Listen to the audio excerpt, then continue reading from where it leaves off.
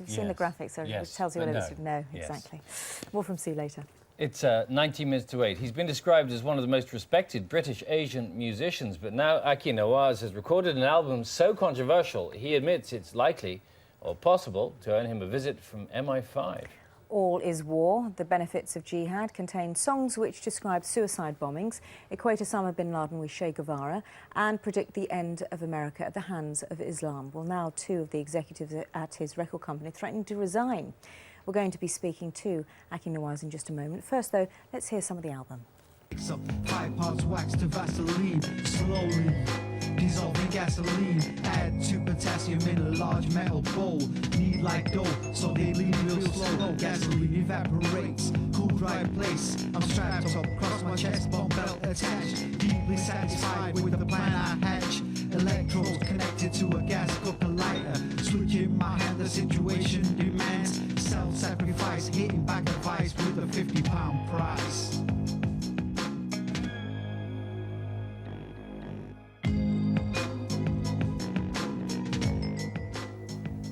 Well, Aki Nawaz joins us, along with the MP Michael Gove, and Michael's written a book about the West's approach to fundamentalism. Good morning to you both, gentlemen. Good morning. Thank you very much for coming in. Aki, why have you written a song which has the lyrics, "I'm strapped up across my chest, bomb belt attached, deeply satisfied with the pain I hatched"? Isn't that terribly insensitive? Yes, but the plan I hatch. You've got. But if I put everything, I think I should be allowed the courtesy to put everything into context. And, I've been around long enough to know what art is, how we play it, the parameters of it. And basically what I've done is done an album which describes the absurdity of the world that we're living in and the madness that's going on. Now, you obviously, it makes good media to show this part, but the whole track as a concept is... there's a bomber, there's an intellectual bomber, and then there's a scientist who's a bomber. So it's just showing the absurdity. So you're portraying a character in that track? Yeah. Is that what you're doing? Not your own personal view? No, it's not it's almost like a film. We've made a film. The whole album is a soundtrack to the madness that surrounds us, and the kind of, and for my intention is to, to stop the nonsense, but to display the nonsense. And if people are writing books, making films, doing plays down in Shepherd's Bush about suicide bombers, and nobody says anything about them. Now, the fact that is I'm a Muslim and I'm very passionate about my politics and my music and my art. It's just amazing, the kind of media frenzy that's just come out when it's come to... So it's a work of fiction? Well, no, it's a work of representation. It's not his personal view. It's actually a work of reality, because that's what surrounds us. Right, I'm not going to try getting out. But you're portraying a character who is a suicide bomber, and it's not that you go along with suicide bombing. No. I deplore bombing of all sorts. I deplore bombing of all sorts. Yeah. No, Aki's a talented musician, and he's got a great record over the last sort of 15 years of producing great music.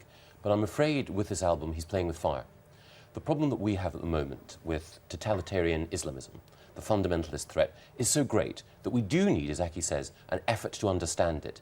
But it is fatal when we glamorise or celebrate those people who've been drawn towards this totalitarian temptation.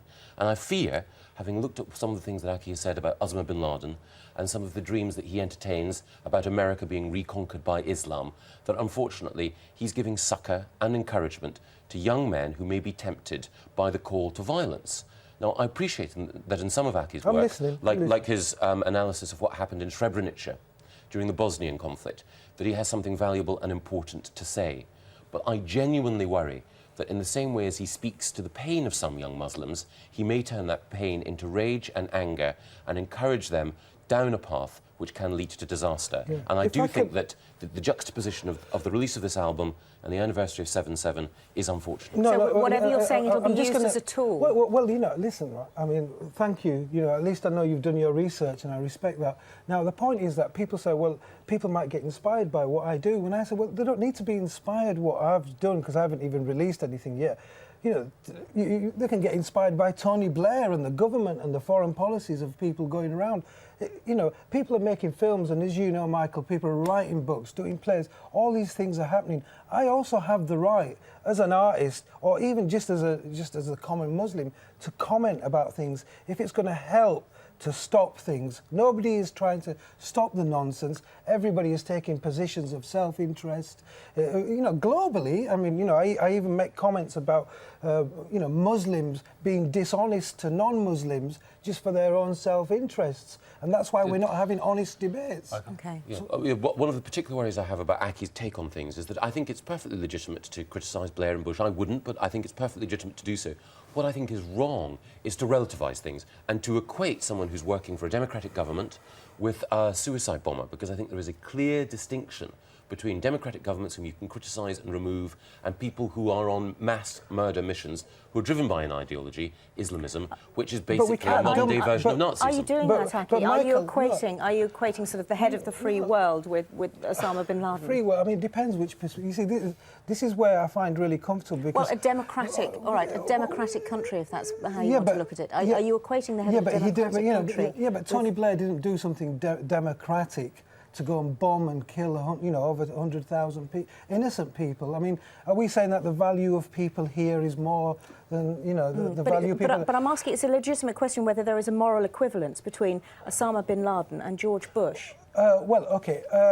Well, who knows what's going on behind doors, whether all these people are working together. I mean, that's just a conspiracy which people are throwing. All I'm saying is that, you know, if we look at 7/7, even the bombers said, oh, you know, we were inspired by what happened in Iraq. So that, you know, your question is to me, you know, will anybody get inspired by this? And my question is, well, them bombers were inspired by Tony Blair and his government. So why don't you put them same questions to Tony Blair and say, you inspired these 4 people to take the lives of 67 innocent people? And it's almost like when it comes to, you know, I'm doing a work of, you know, sad. I'm actually saddened about what's happening around the world. And this album isn't, you know, there's no sensationalism.